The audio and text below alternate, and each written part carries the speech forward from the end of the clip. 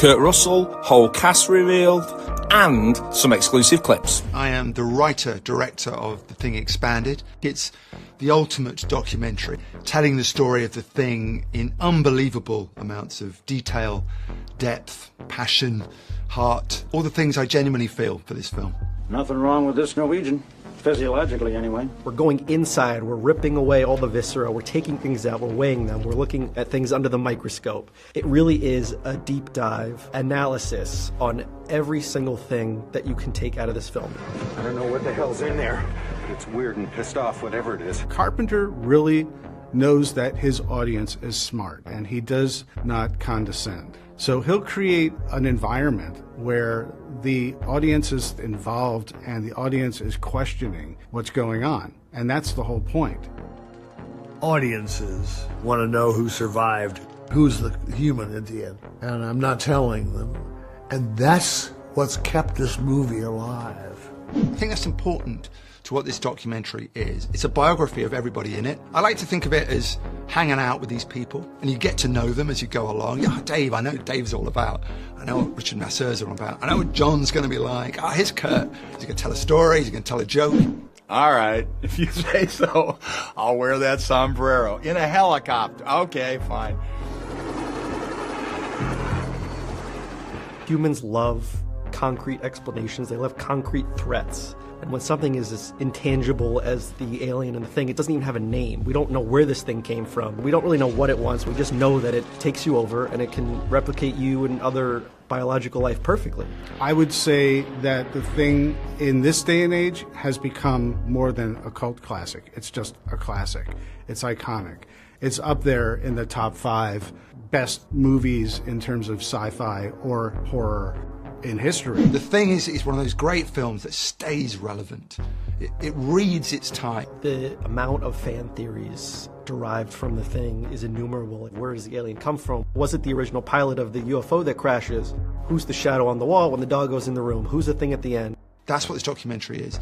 It is that conversation you want to have with everybody. I just cannot believe any of this voodoo bullshit. I would be thrilled to be a part of this thing. This is an intimate experience for a fan of film. This is something where anyone who loves films, loves documentaries, and wants to be part of this process can really be on board. It's a love story that we're telling here. And I hope that at the end of the film, that you'll sit down and go, right, I'm going to put The Thing on now and watch it again. And it'll be a different film.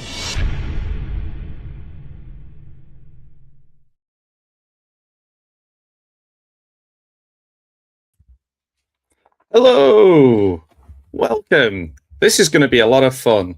I'm going to be talking about The Thing Expanded, the cast reveal that was revealed yesterday that Kurt Russell is part of this project. I'm also going to show you a lot of clips, a lot of information about what promises to be the most, well, it will be the most detailed, comprehensive, and relevant Thing documentary, in the sense of, yes, there are behind the scenes things, but those will be included as well. But this has got all the people who were there and all the people who know about it, and we'll talk about it. I've got the cast list. I'll put that up on screen. We'll talk about that as well.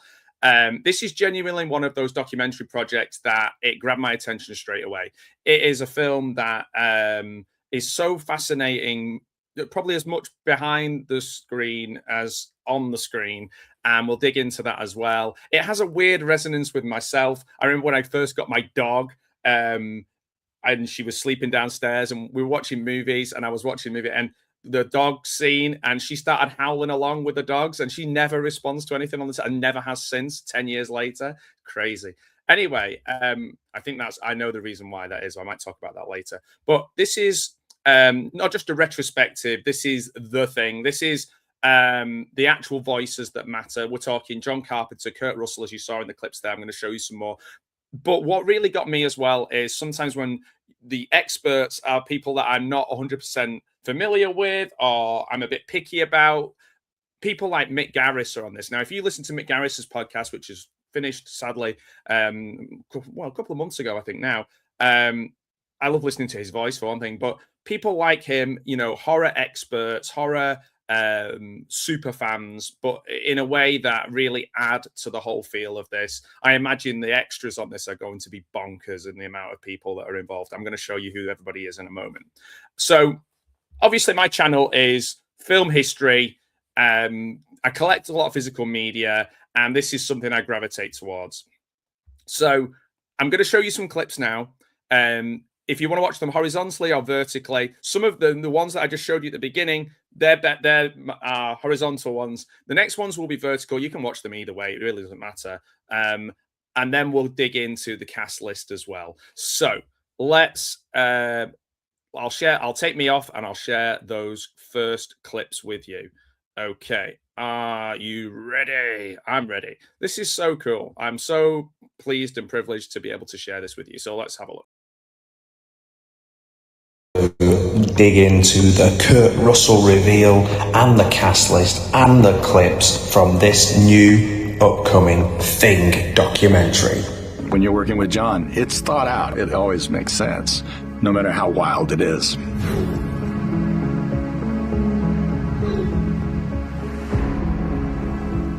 After Escape from New York, I was approached by Universal to work on The Thing. And I had mixed feelings. John had a disdain for the conglomerate kind of filmmaking that was going on. He was a guy who was against everything that you're told is the way to do it. He was a rebel with a cause. If you work with a studio, you get a lot more money. You also get a lot more. You can feel Carpenter speaking through MacReady. That type of character, that loner character, the guy who doesn't want to follow the rules, the guy who is cynical about the world. He's taken all these ideas on board that he's worked out in his other films, and he kind of puts them all to work at once. The novella that John Campbell is famous for, Who Goes There, was unbelievable. This creature from the stars who can imitate anything. And it comes down, crash lands, and when you let it out, it starts to imitate us. Is the man next to me an inhuman monster, quote unquote? Seemed like a fine idea for a movie to me. Bill Lancaster, when he finally delivered the script, first thing I do, I put it down and I called John. What do you think? And he said, I think it's one of the best scripts I've ever read. And I said, well, are you in? And there was a pause, and he said, oh yeah, I'm in.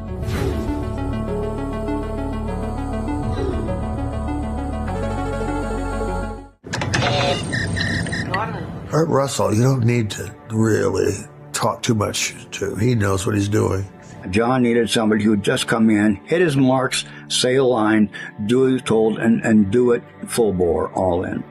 MacReady is an interesting character. He's kind of the outpost. He's of the group, but he's not of the group. Kurt Russell is the best at playing badasses, not giving a f***, salt of the earth, and he's a helicopter pilot. He's not a scientist. He's not there doing research. He flies the chopper. You know, that's MacReady. That's the helicopter pilot. His hair is fantastic. His eyes are as frosty as the ice that they dig the thing out of. It's perfect casting. I think Kurt Russell next to John is actually responsible for the success of the film more than any other person, you know.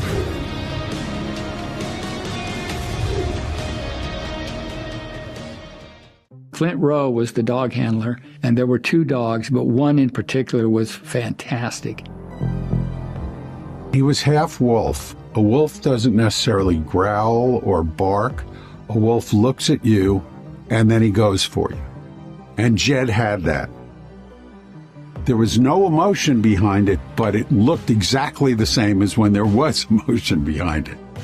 When we would shoot his scenes, we had to do a minimum crew, and we'd all sit around the camera very still and let him come in and sniff us all and get used to us. So I brought these guys in one at a time, and everybody did well except Charlie Hallahan, who was terrified of him. He was like shaking, and Jed was fine around him, but Charlie was like nervous as a cat.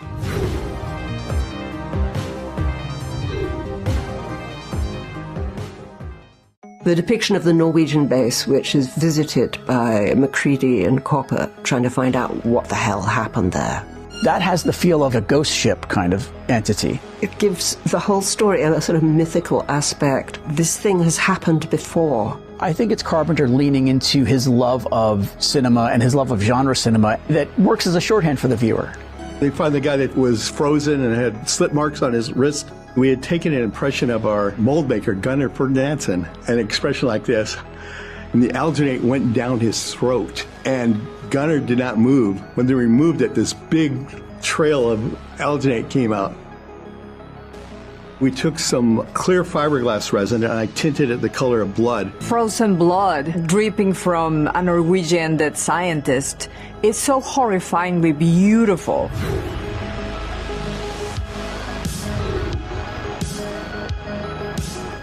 Rob was the one who, when he was auditioning for me to do the creature, he said that the opportunity is it can look like anything. There's this horrific thing that's just trying to survive like we are. What if this thing could imitate you perfectly? It can look like all the creatures that it has imitated in the universe. And that was the secret for me. Oh, now we can do something different. This is a Hawks creature, a Howard Hawks creature, a creature defined by its actions.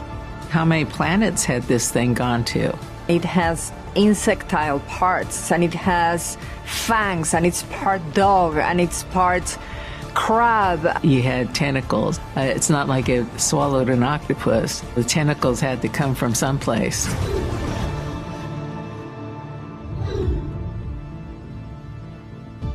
Those beautiful matte paintings when they're rappelling down where the ship crashed, it's unmatched. There's nothing that looks and feels like that. When you see those beautiful, beautiful Albert Whitlock matte paintings, they're spectacular. It creates a setting which is real and is also mythic. I thought it was like a sort of a high intelligent race in the ship, finding specimens, examining them, and they find this creature.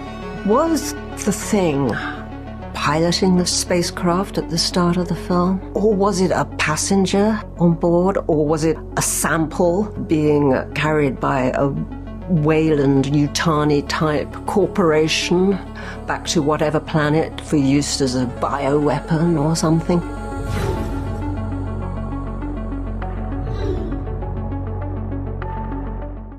I had to struggle with this movie because I had to embrace the darkness, because it's end of the world stuff. And I had gotten into it more or less thinking I was going to make hopefully a good monster movie, science fiction movie. And man, it's grim, and you have to embrace that. Other movies, especially of that time, would have had the scientists going like, this is the alien cell, and this is what it does, and the whole explanation. And this movie does it quietly, with just text on a screen. If you read Bill's script, Bill Lancaster's original script, you would see it was more of a movie. More humor. John transformed the film and sent it hurtling toward the apocalypse.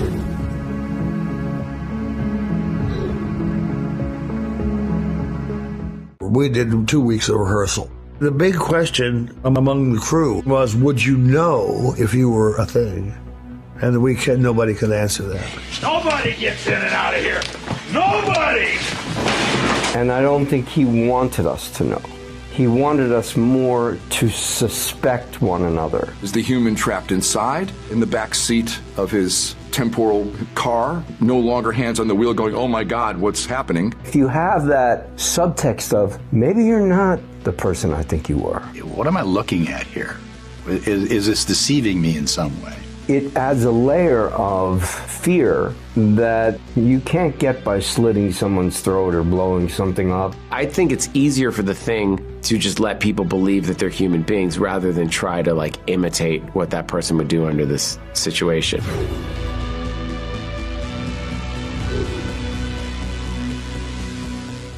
It was a strange place. I mean, there were strange people up there. They weren't used to certain things, so when those things started to go sideways, it wasn't good. They shot on a real glacier, in the cold, in the snow. They flew us from LA to Anchorage, and then from Anchorage to base camp, was a 6-hour bus ride. And every day, the cast would be bussed up the mountain, up this treacherous road. They would call ahead when the mining trucks were coming down, and you had to get out of the way because they were barreling down. Being the director and above the line, I flew up in a helicopter. John never saw any film we shot there. This was, I should say, a more provincial time. No electronic monitoring. No way to see what we're seeing outside of, viewing through the lens. Probably the actors coped with our locations better than I did.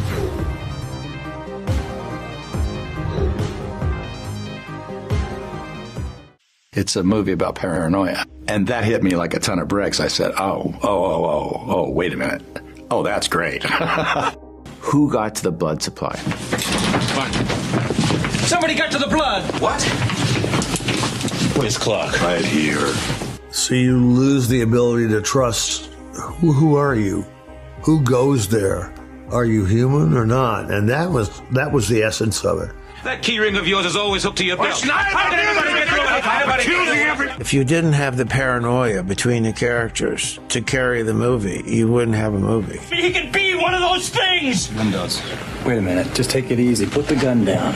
That was what we dug around in. It wasn't just a monster going boo.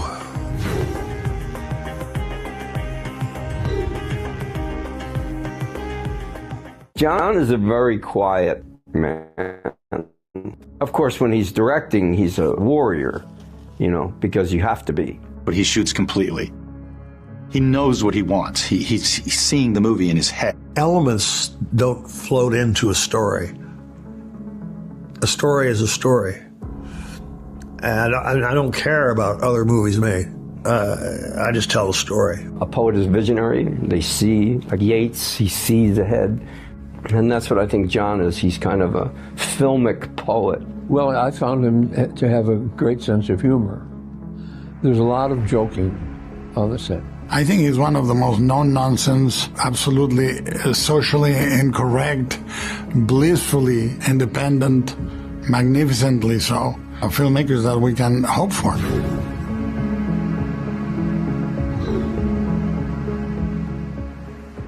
That might be one of my favorites because it's such an amazing likeness of the actor, and the facial expressions and the grimacing is completely alive. The thing here, I think, is thinking, how can I get away? And it comes up with the idea of sprouting spider legs.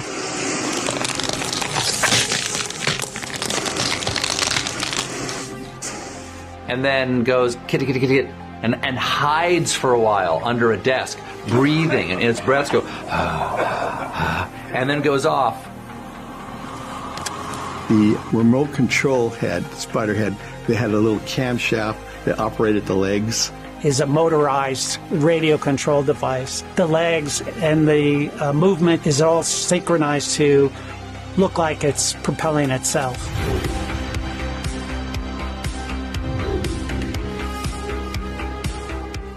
You got to be fucking kidding me, right? I mean, that's the reaction the audience is having. That's why that line is so great. When John shot that scene, he got all the shots that he wanted, and he was ready to move on. And Richard Masur said something to him. I said, wait a minute.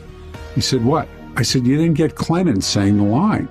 He said, oh, no, that line's going to play over the head going out the door. I said, you have to do it. And he's going, no, Richard, look. And he gets out the storyboard and he's showing me how the line is written. I said, if you don't shoot it, you will regret it for the rest of your life. He said, all right, fine. Fuck, Dean, go ahead, shoot it. You gotta be fucking kidding.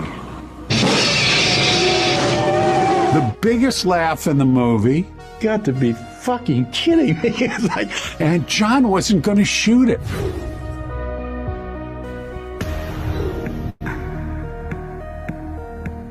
And the studio spent the last few weeks before release trying to get me to change the ending. Let's face it, they're both going to die. How will we make it? Maybe we should. If you meet a horror fan, to this day, they go, who do you think was the thing?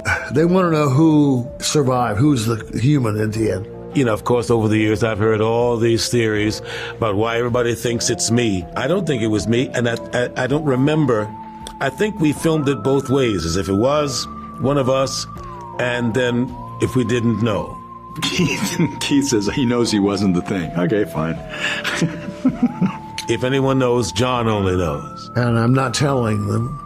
And that's what's kept this movie alive. And it's still talked about today. If I ever give up the secret of who's the human in the end, I'll destroy it.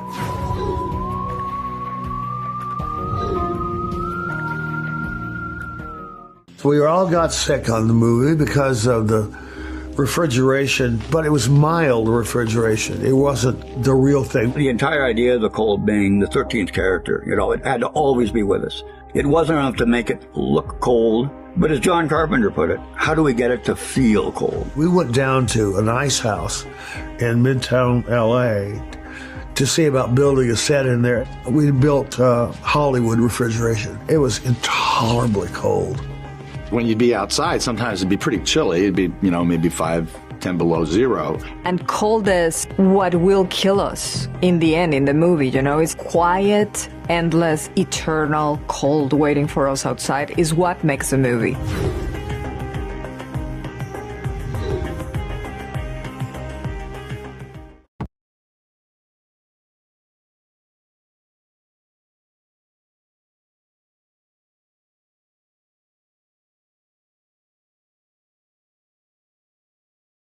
I'm being muted as well. So if that doesn't whet your appetite, then I don't know what will.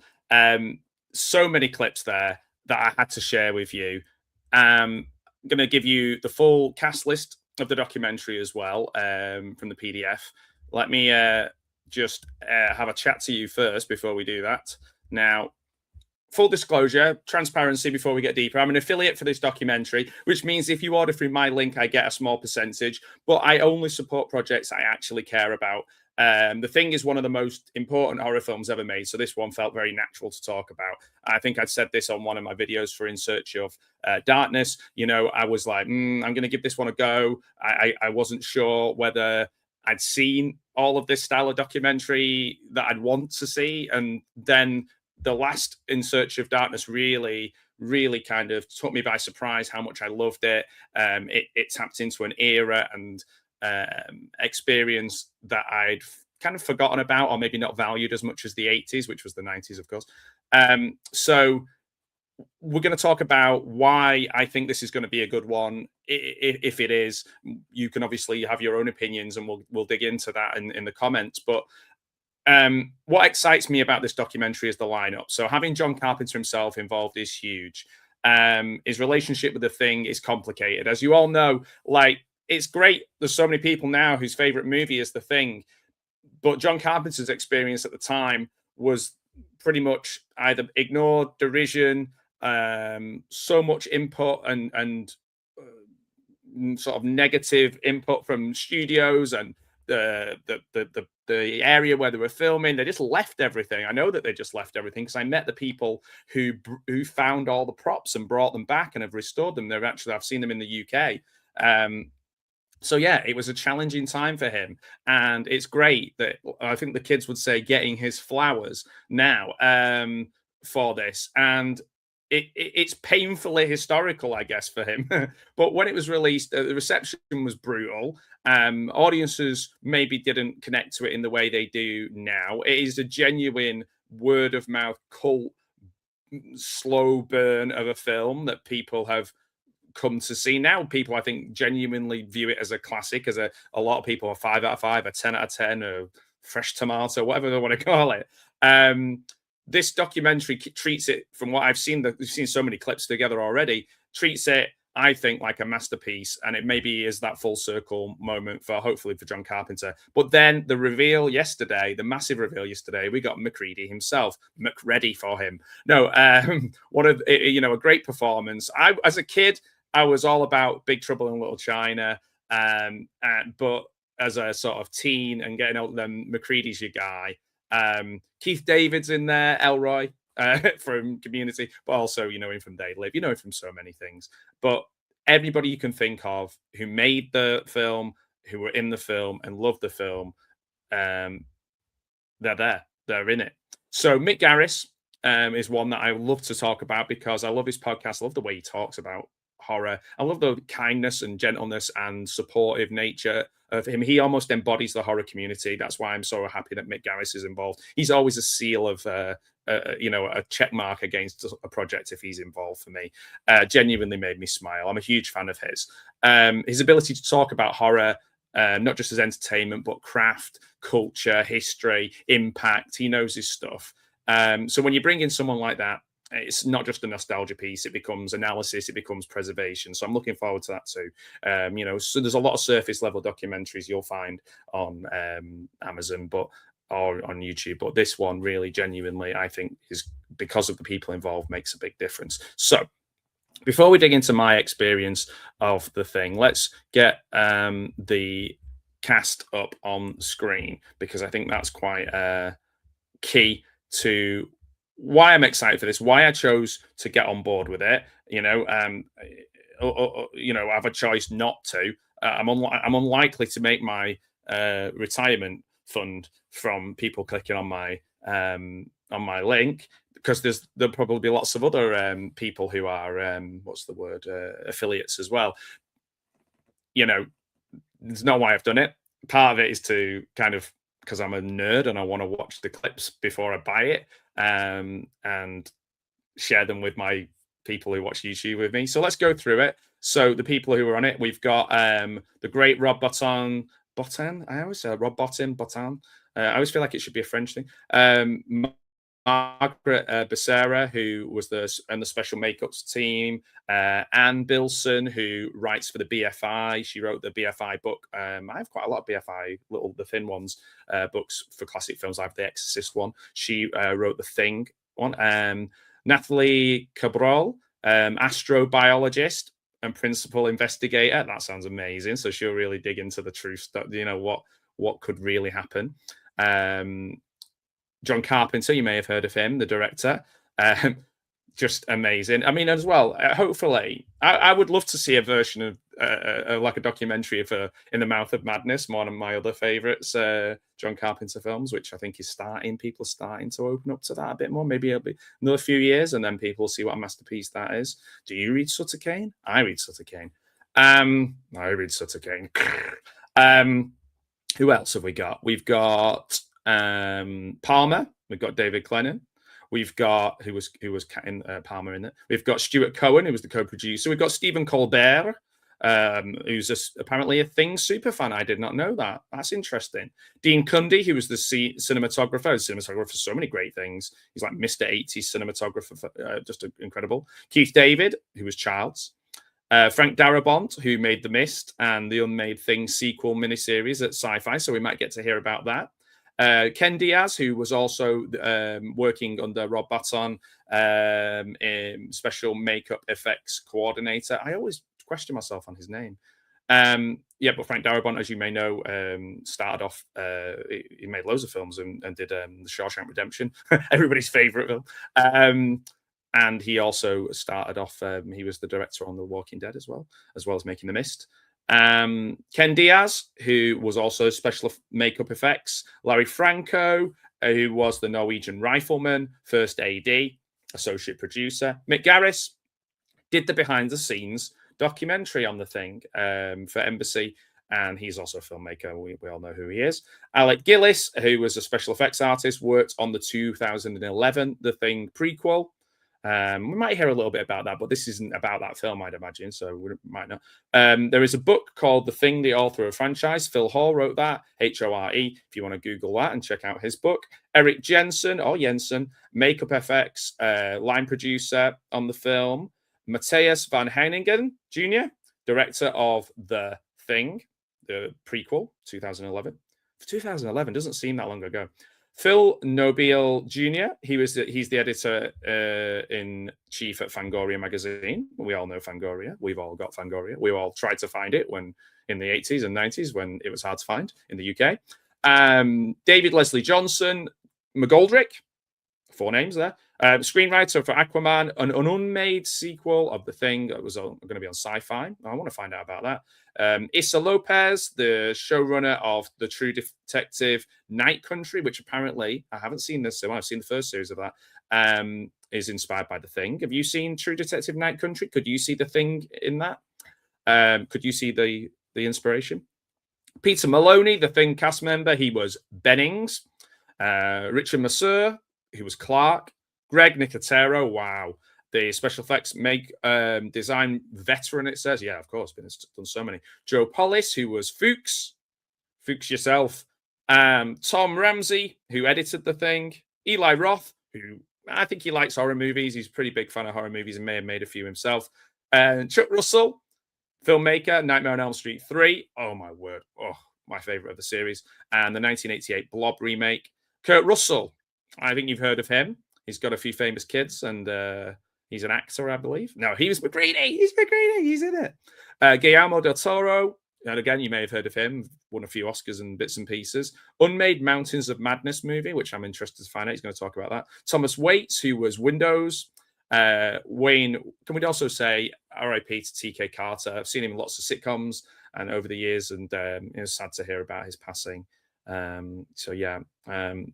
Thomas Waits, Wayne White, who was the winter station manager at the Amundsen Scott South Pole Station, so somebody who actually was involved in looking after that space. Matt Winston, the co-founder of Stan Winston School. So that's 2 pages worth of people who genuinely, all of them are well qualified to talk about this. And it's not just like, The Thing was a movie made in the 80s. I love the 80s, and like, it's just, fluff. All of those people, I'm really interested. The only one I'm like, it's a bit strange is like, I guess you do need the fans' voice, but like Stephen Colbert, that's an interesting choice. I wonder what he'll bring to it. Anyway, so one thing I hope this really dives into, so these are my hopes, dreams, and things like that. I really hope that the documentary explores the lineage of the story itself, the book, the early films, but also I hope for a mention for one of my favorites, Horror Express. Horror Express with Telly Savalas, Christopher Lee, Peter Cushing. It's just a great, great, great film. And the DNA of The Thing is in that as well. So you can trace the thematic, atmospheric connections back through sci-fi horror and in things like Horror Express, which plays with that paranoia, isolation, just on a train. It's on a train. There's a clue in the title. Watch it. Tell me what you think. The idea of distrust, not knowing who is human, the threat being internal rather than external. This film, The Thing, perfected that. The music, obviously, always great. John Carpenter's music. The way it looked, the cinematography, the special effects, just incredible. I mean, like I said, it really affected my dog. She was howling as a puppy, going, when the dogs were. Now, I know a little behind-the-scenes story about that. I don't know how I know, but I know that I believe they shook the cages to get them to do that, and I kind of feel bad. Not so. If that is the case, and maybe this will clarify the film, I'm not a super fan of that happening, but it definitely had some sort of visceral reaction in my dog as well. Unless, it's been 10 years since we watched it together, and so far no signs that she's going to turn into a horrible, scary monster. She might bark while we're online though. So what else did I want to say? The fandom still debates theories, who was the Thing all along? And in the clips, you saw them jokingly debating that. Maybe only John Carpenter knows. So the fandom around the film is unlike most horror fandoms. I think this is a film for those people who stick with things that are rejected at release and critically dismissed, overshadowed by big sci-fi at the time. If you have to remember, we're in the era of Empire Strikes Back and things like that, and more family-friendly fare. But decades later, it's considered as one of, if not the greatest horror films ever made. That doesn't happen by accident. That happens because the fans kept the conversation alive. That's why I signed up for this, so I can talk to you about it. So please, if you have thoughts about The Thing, I know lots of you have already. I know one of my subscribers who has a great channel, R2, was talking about over in Finland and how he loved it. I know JT's Horror Discussions is a massive, massive fan of The Thing. He watches it every year. I've done one of his annual views with it. And those are the people that have kept this going, that have made this documentary possible. Obviously, the people who made it too. So back in Manchester a few years ago, fans who had gone to the filming locations found things left behind, recovered them, and almost curated them. They're dressed in some really cool frosted beard stuff as well. It was great.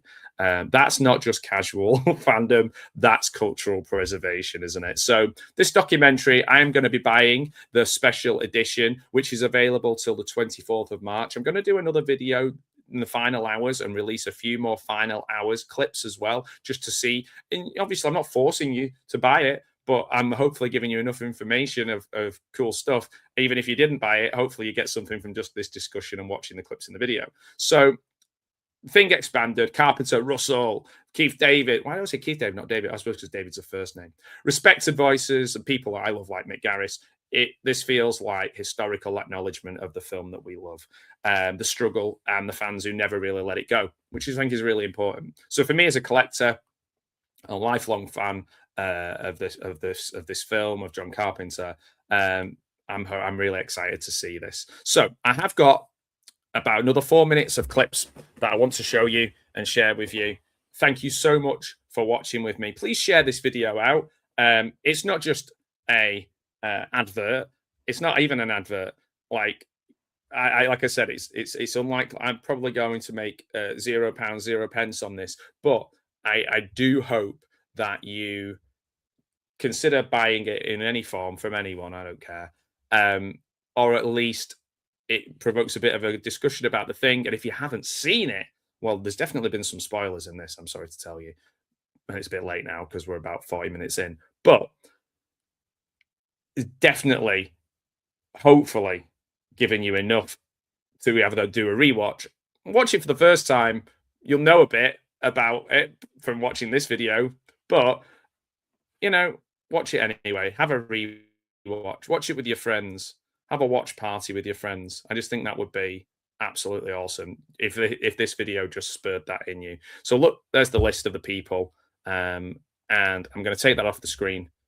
And I'm going to wish you a good February the 25th. It was only yesterday that Kurt Russell was revealed, so I've tried to get on here as quick as I can to share it with you, like that kid who can't keep a secret, And then what I'm going to do is I'm going to make a little video in the final hours before the orders close, and you can't order it in that way. You can't order that special edition. You'll still be able to watch it and get hold of it in different ways, but there'll be a final push for that, and that's when I'll release some more exclusive clips from the film. So I'll just talk about that next in the next bit. So thank you so much for watching. I appreciate your time. What's your favorite moment in the thing? What do you hope that this documentary does? And who in your friendship group or family is the biggest fan? Do you actually know somebody who doesn't like this film? It's okay not to like a movie, just as much as it is to. Yeah, thanks for giving us permission for that, Matt. You're welcome. So a few more clips, and I'll see you in the next Thing video. Hopefully before then, check out some of my other videos if you've got time. I'll see you soon. See you later. Bye-bye. So, should we buy this before the deadline of the 24th of March? Let's find out. The Thing was my first studio movie. This thing doesn't want to show itself. It wants to hide inside an imitation. Well, I think it's a far better sci-fi concept than anything else I've ever seen. We gotta burn the rest of them. Incredible filmic, artistic precision. We couldn't foresee what impact it would have.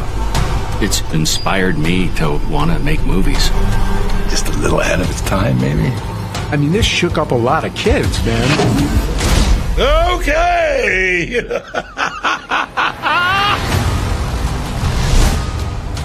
Here we are talking about The Thing as the masterpiece it is. You know you're in front of a classic. I don't think you can find a more pure parable of our times. Trust's a tough thing to come by these days. I thought we needed to hit the idea and the themes harder. What if we're wrong about him? Why think we're wrong? Makeup effects was thrust into the forefront. This hasn't been touched. Oh, that looked cool. That was all Rob stuff. He had a very fertile imagination. I was just knocked out by this.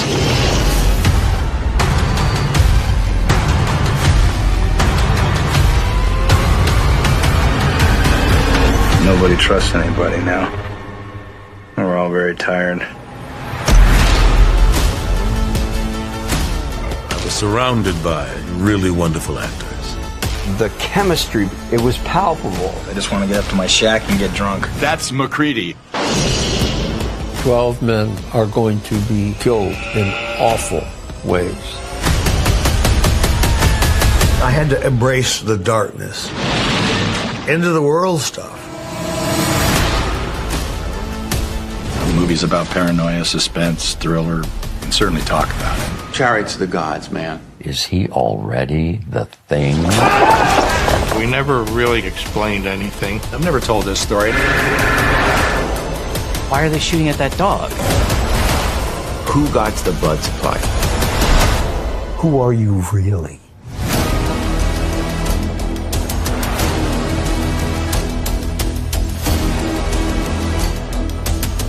You gotta be kidding. This is a great line. It's my feel-good movie. Another one of the great jump scares. I'm gonna be a badass. Maybe the best directing Carpenter's ever done. Every now and then a film comes along, and if you're a part of it, you're just goddamn lucky. But it's a powerful movie. I know this. I recognize this. We're gonna find out who's who. If you have any appreciation for science fiction, you're going to like that movie.